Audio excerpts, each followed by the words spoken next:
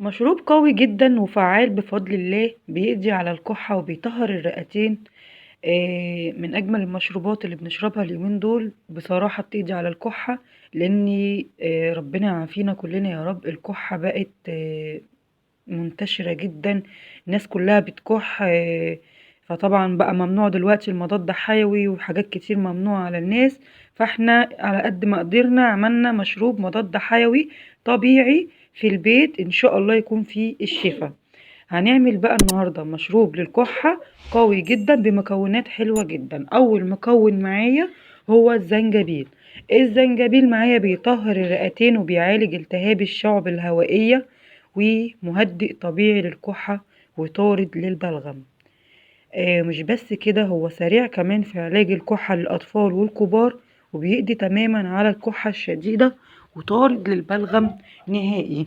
كلنا عارفين ان الزنجبيل من احلى الحاجات اللي بتتحط للمشروبات للكحة.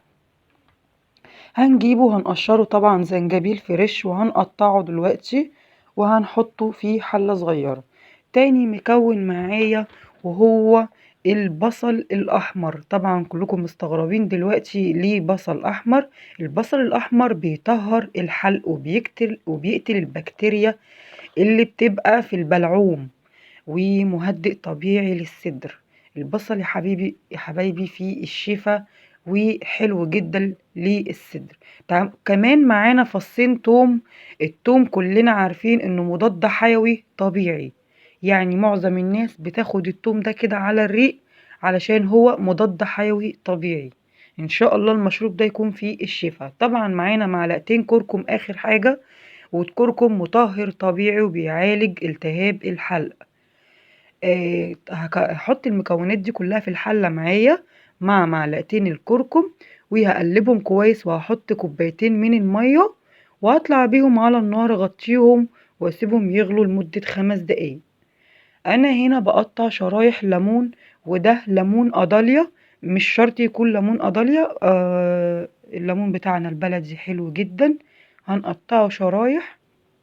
كلنا عارفين الليمون ده بيقضي على الفيروسات وبيموت البكتيريا لاحتوائه على فيتامين سي. اول ما يطلع المشروب بتاعنا هنغطيه شوية بس يهدى.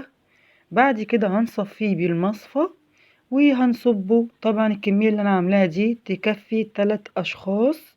هنصبه وهو سخن على طول، ننزل فيه شرايح الليمون ونسيبه يهدى شوية. بعد كده نشربه وبألف هنا وشفا يا رب. ربنا يشفينا ويعافينا يا رب.